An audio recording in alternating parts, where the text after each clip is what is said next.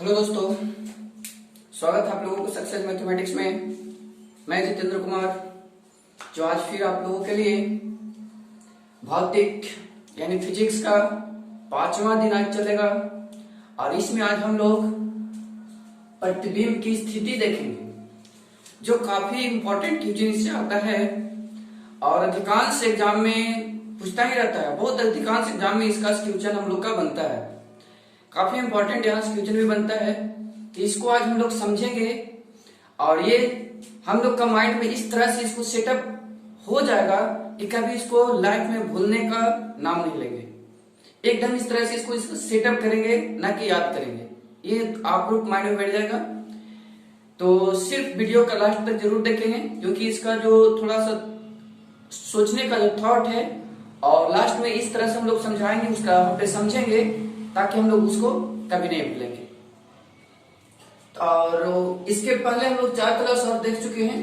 यदि आप लोग इसका में प्रकाश का परिवर्तन, अपवर्तन, प्रकीर्णन काफी दम इतना हम लोग उसका कॉन्सेप्ट के साथ पढ़े हैं, समझे हैं कि वाकई में हम लोग लाइफ में उसका बहुत इंटरेस्टिंग फॉर्म में पढ़े हैं और लाइफ में कभी भूलने वाला नहीं है।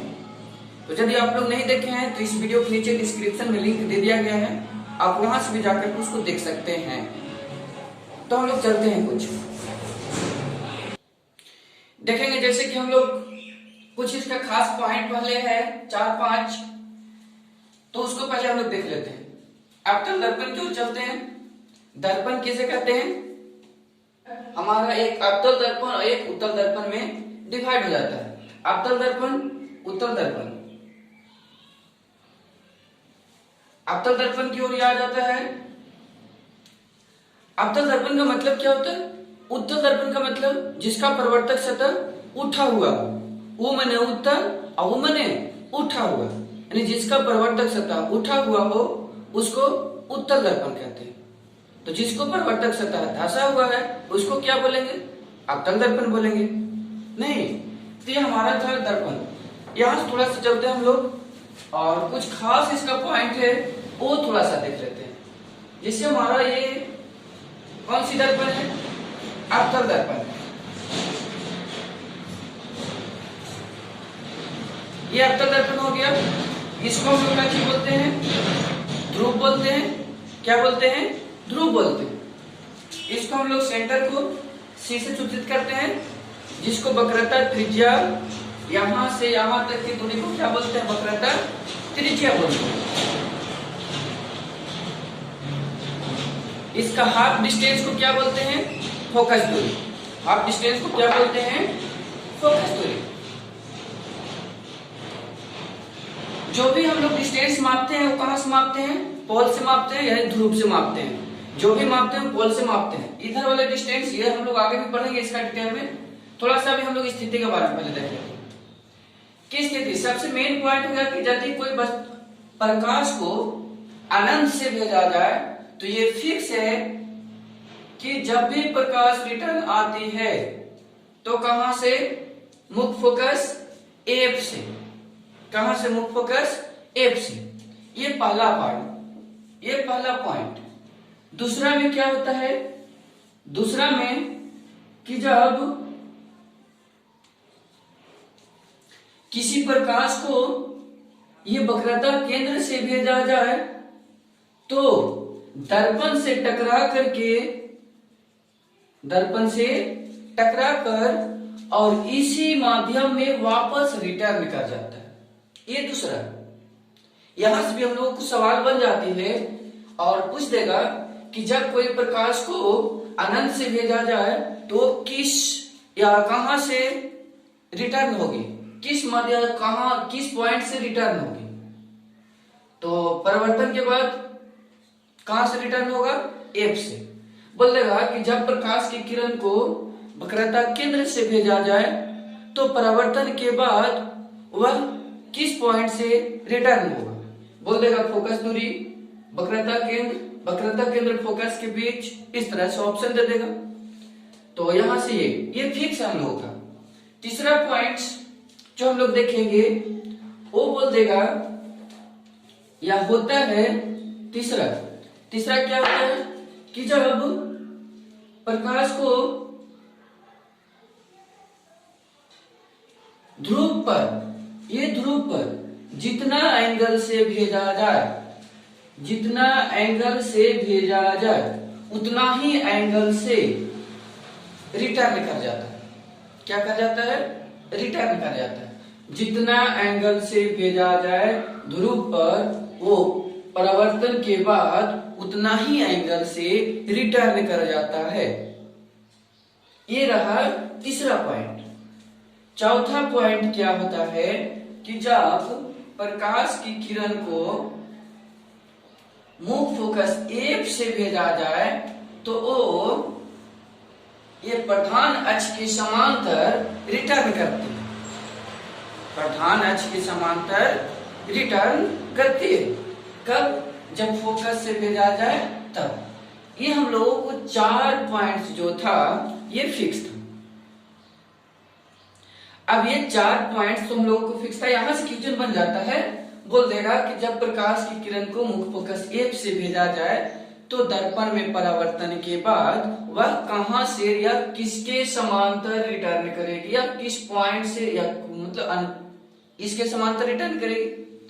या बोल देगा कि जब प्रकाश की किरण को 45 डिग्री एंगल के साथ मुख्य फोकस कहां पोल पे भेजा जाए तो परावर्तन के बाद कितने एंगल के साथ रिटर्न होगी। तो यहां से भी कितना एंगल के साथ? 45 डिग्री एंगल के साथ रिटर्न होगी। अब हम लोग थोड़ा सा चलते हैं अपनी ओर, स्थिति की ओर, जहां स्थिति से क्वेश्चन हम लोगों का काफी पूछता है और ये समझेंगे कि आखिर किस तरह से हम लोग उसको याद रह जाए ताकि हम लोग भूले नहीं। तो पहला पॉइंट आता है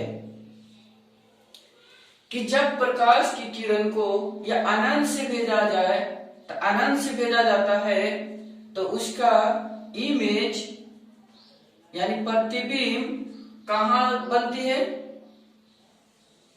अनंत से भेजा जाता है तो उसका प्रतिबिंब जो बनता है वो मुख्य फोकस F पे बनता है। कहां बनता है? मुख्य फोकस F पे बनता है। F। जब प्रकाश किया, जब किसी वस्तु को अनंत पर रखा जाए तो उसका प्रतिबिंब मुख्य फोकस F पर बनता है। ये पहला था। दूसरा कि जब प्रकाश की या जब किसी वस्तु को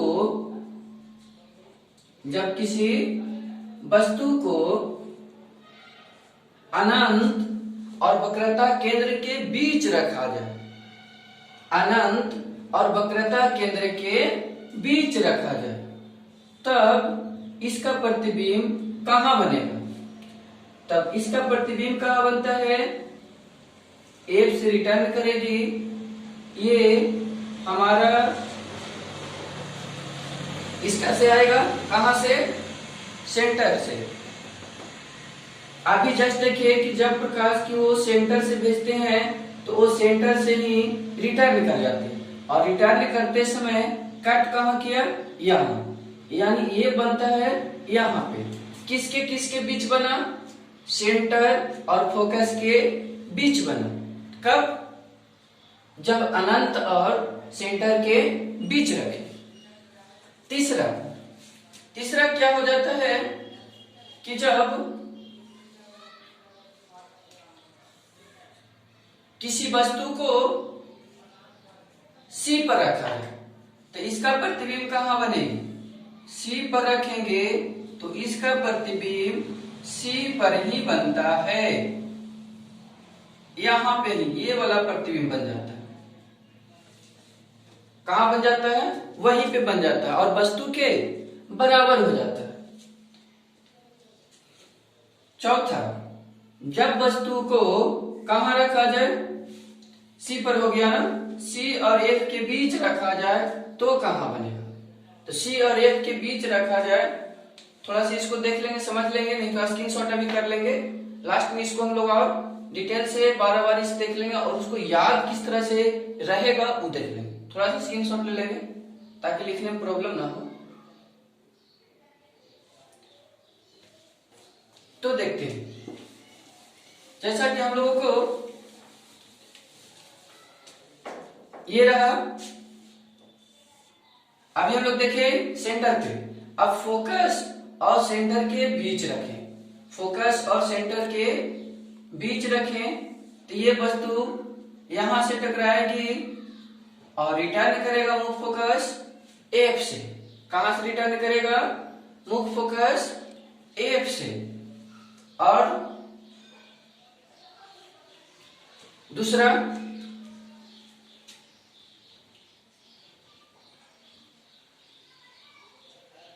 जब इसको हम लोग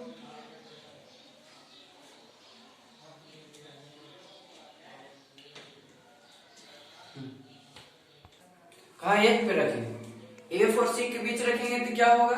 ये एफ से रिटर्न आएगा, ये थोड़ा सा आगे बढ़ा देते हैं, और ये प्रकाश के केंद्र यानी सी से गुजरेगा तो आकर कहां पे कट करेगा? यहां इस तरह से कट करेगा और बनेगा कहां? सी और अनंत के बीच में बनेगा ये वाला। उसी तरह से यदि हम लोग एफ पे रखें, किसी वस्तु को कहां रखें? एफ पे रखें, एफ पे रखेंगे, एफ से रिटर्न करेगा, सी रहेगा ये, तो इसका जो प्रतिबिंब बनेगा वो कहां बनेगा? ये कटेगा नहीं, एक दूसरे का पैरेलल चलते रहेगा और हो जाएगा अनंत पे। कहां हो जाएगा? अनंत पे।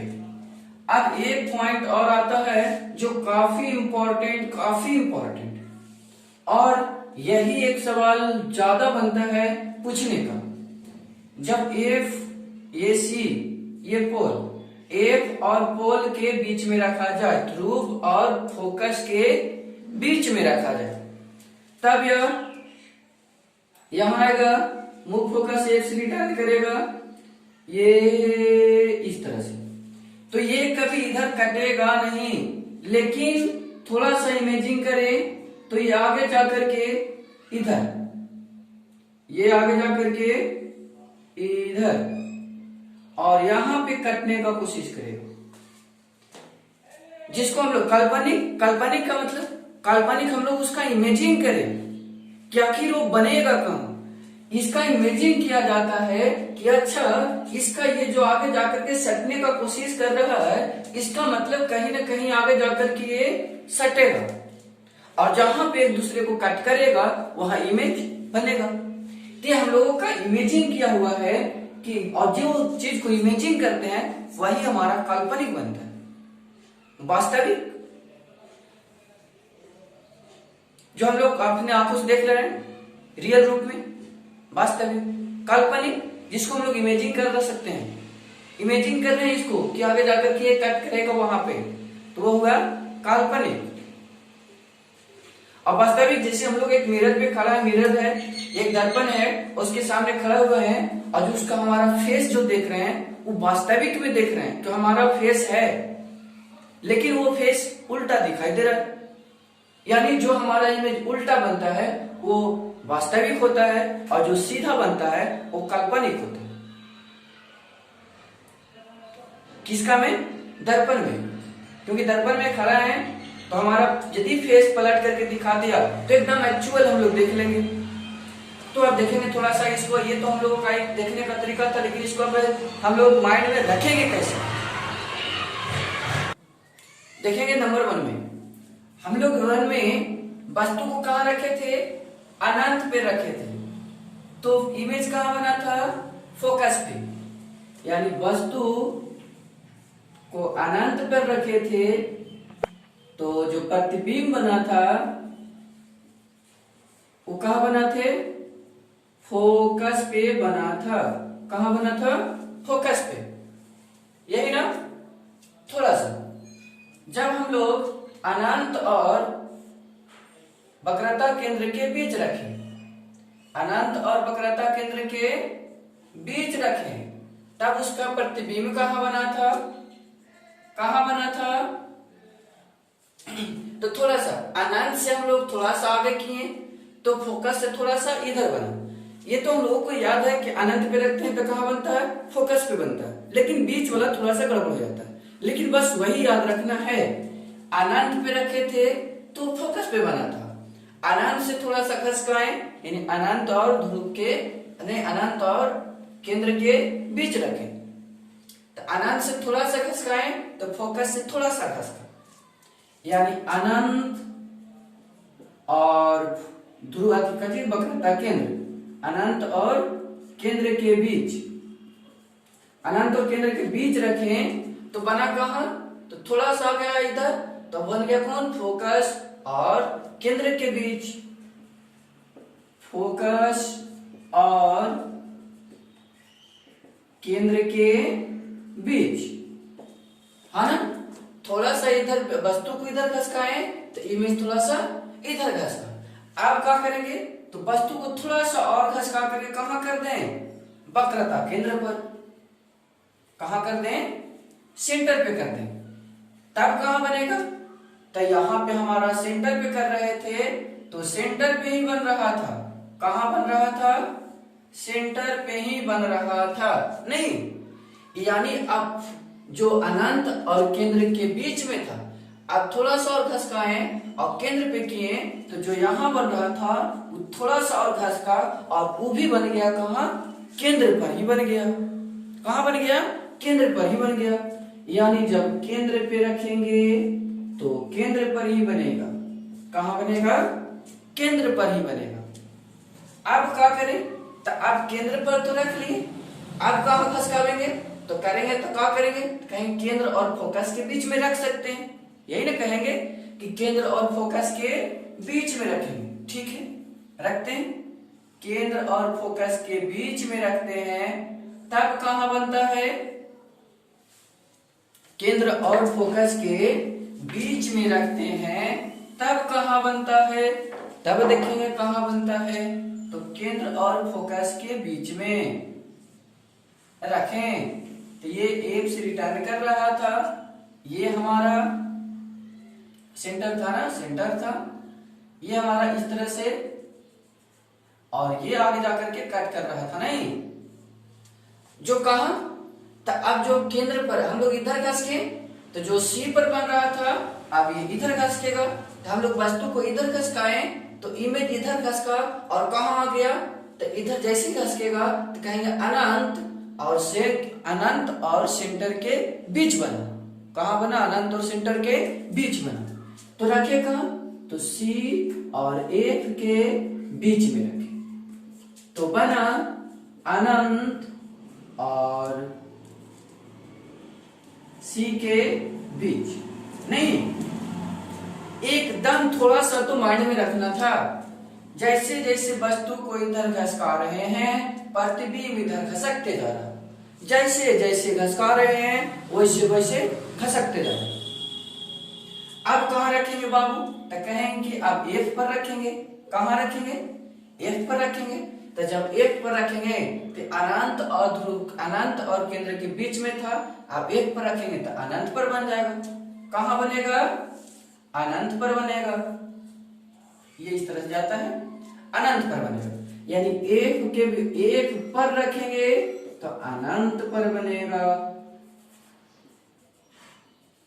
कहां बनेगा, अनंत पर, 1 2 3 4 5 स्थिति देख लिए, छठा स्थिति जो काफी इंपॉर्टेंट हो जाता है कि एफ और पॉल के बीच, यानी एफ और ध्रुव के बीच, ध्रुव के बीच रखेंगे, तो यही एक स्थिति है जो हमारा प्रतिबिंब काल्पनिक बनाता है, बाकी सब वास्तविक बनता है और सब उल्टा बनता है, एक यही स्थिति है जो सीधा बनता है, काल्पनिक बनता है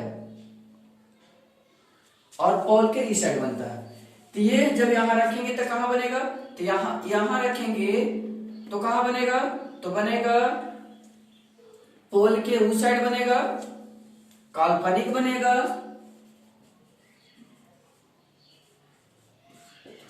पोल की साइड बन रहा है ना, पोल की साइड बनेगा, काल्पनिक बनेगा और सीधा। तो यहां से सवाल कर देता है और बड़ा बनेगा, यहां से सवाल ये कर देता है कि वस्तु को कहाँ रखा जाए कि उसका प्रतिबिंब यानी अवतल दर्पण में वस्तु को कहाँ रखा जाए कि उसका प्रतिबिंब काल्पनिक और सीधा बने। डायरेक्ट और बहुत सवाल यहां से करता है ये वाला पॉइंट से, यही एक मेन इंपॉर्टेंट सवाल है, यहां से खास करके पूछ जाता है कि वस्तु को कहां रखा जाए कि उसका प्रतिबिंब काल्पनिक और सीधा बने। तो कहां रखा जाए, तो ध्रुव और फोकस के बीच रखा जाए, यही था हम लोगों का। अब देखो तो क्या हम लोग किए, कुछ नहीं। पहला पॉइंट जान रहे थे, अनंत पर रखेंगे तो कहां बनेगा, फोकस में। अनंत से थोड़ा सा खसकाएं तो ध्रुव केंद्र और अनंत के बीच हो गया। तो फोकस से थोड़ा सा खसकेगा तो कहेंगे सेंटर और फोकस के बीच में बन गया। अब ध्रुव यानी सी और अनंत से थोड़ा सा और खसकेंगे तो कहेंगे कि आप सी पर रख सकते हैं। तो जब सी पर रखेंगे तो सी पर ही बनता है, थोड़ा सा इधर खसकेगा ये भी इधर, तो सी पर बन गया। कहेंगे आप थोड़ा सा और इधर खसकाएंगे तो इधर और खसकेगा, तो इधर खसकाएं यहाँ तो प्रतिबिंब बन गया सी और अनंत के बीच बन गया। कहेंगे और खसकाएंगे तो एक पर खसकाएं, ये कहेंगे और इधर बनेगा तो कहां बनेगा, अनंत पर बनेगा। अब एक पॉइंट आ जाता है ये जो काफी इंपॉर्टेंट। तो ये था हम लोगों का अवतल दर्पण में वस्तु का स्थिति। अब थोड़ा सा दो पॉइंट्स हम लोगों का पूछ देता है उत्तल दर्पण में स्थिति। उत्तल दर्पण में क्या पूछता है, दो को पूछ देता है। और ये दो को स्थिति कहां पूछ देता है, तो ये देखेंगे कि जब वस्तु को अनंत पे रखा जाए, जब वस्तु को कहां रखा जाए, अनंत पे, तो बनता कहां है, एक पे बनता है। तो ये तो हम लोग पहले से भी जान रहे हैं कि वस्तु को अनंत पे रखेंगे तो कहां बनेगा, एक पे बनेगा।